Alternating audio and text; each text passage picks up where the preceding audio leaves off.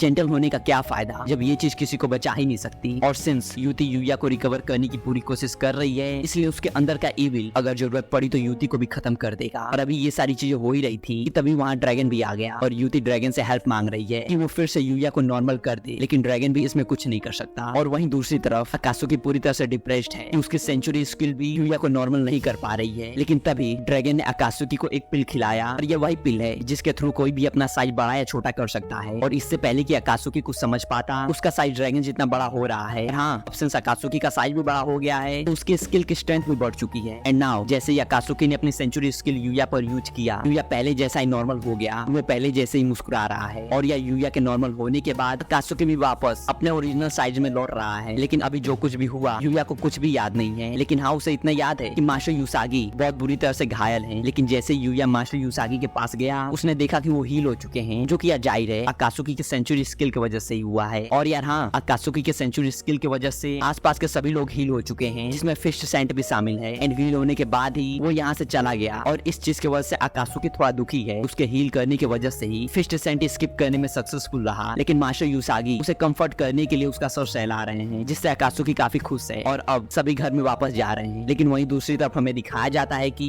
Fist sand, जो कि गलती से कात्सुकी के सेंचुरी स्किल से रिकवर हो चुका है, वो फॉरेस्ट में अपनी जान बचाकर भाग रहा है और पूरी तरह से शॉक्ड है कि आखिर कैसे यूया ने उसे इतनी बुरी तरह से हराया। और वो टेक्निक्स जिसे उसे लर्न करने में सालों लग गए, यूया ने उन्हें पलक झपकते ही कॉपी कर लिया। और हाँ, यूया ने इन सारे मूव्स को सिर्फ कॉपी ही नहीं किया बल्कि इनकी स्ट्रेंथ और एबिलिटी को इंक्रीज भी किया। और इन सारी चीजों की वजह से फिस्ट सैंड सोच रहा है कि वो यूया और बाकी सबको जो भी वहाँ पे प्रेजेंट थे उन सबको पक्का खत्म करेगा। और यार फिस्ट सैंड खुद से अभी ये सारी बातें कर ही रहा था कि उसे एक आवाज सुनाई दी और ये आवाज किसी और की नहीं बल्कि ओमा ड्रैगन की है। और सबको लग रहा था कि ओमा वापस सोने के लिए जा चुका है, लेकिन नहीं, ऐसा बिल्कुल नहीं है। और हाँ, सिंस अभी ओमा का साइज स्मॉल है इसलिए फिस्ट सेंट उससे ज्यादा डर नहीं रहा है और उसका कहना है कि इस बार तो वो हार गया, लेकिन अगली बार वो सबको डिस्ट्रॉय कर देगा। लेकिन यार तुम्हें तो पता ही है कि अगर कोई यूया और उसके फ्रेंड से बैटल करना चाहता है तो उसे पहले ओमा से लड़ना पड़ेगा। और ये सुनकर फिर से फिश सेंट को लग रहा है इतना स्मॉल ड्रैगन क्या उसका कर लेगा। और जैसे उसने ये कहा, ओमा फिर से धीमे धीमे अपने ओरिजिनल साइज में लौट रहा है। लेजेंडरी ड्रैगन को देखकर फिश सेंट को भी अपनी आंखों पर यकीन नहीं हो रहा है और इससे पहले कि वो कुछ कर पाता, ओमा ने उसे खा लिया और उसे इसका टेस्ट बिल्कुल अच्छा नहीं लग रहा है और वो सोच रहा है कि ये यूया के हाथों बना खाना खाने की वजह से हो रहा है। नेक्स्ट सीन में दिखाया जाता है जहाँ इविल आपस में बातें कर रहे हैं कि आखिर कैसे और किसने फिस्ट सेंट के इविल को इतने आसानी से मारा और साथ ही बो सेंट के अंदर का इविल को भी हरा कर डिस्ट्रॉय किया। और हाँ, उनका ये भी कहना है कि अगर होली बिंग से बैटल जीतना है तो उन्हें सबसे पहले जिन्होंने भी फिश सेंट के अंदर के इविल को मारा है उसे हराना होगा। लेकिन यार यूया को हराना आसान नहीं होने वाला है। यार यही पार्ट 1 दी एंड। और यार हाँ, अगर इस वीडियो पे अच्छा रिस्पॉन्स आएगा तभी मैं इस सीरीज को कंटिन्यू करने वाला हूँ।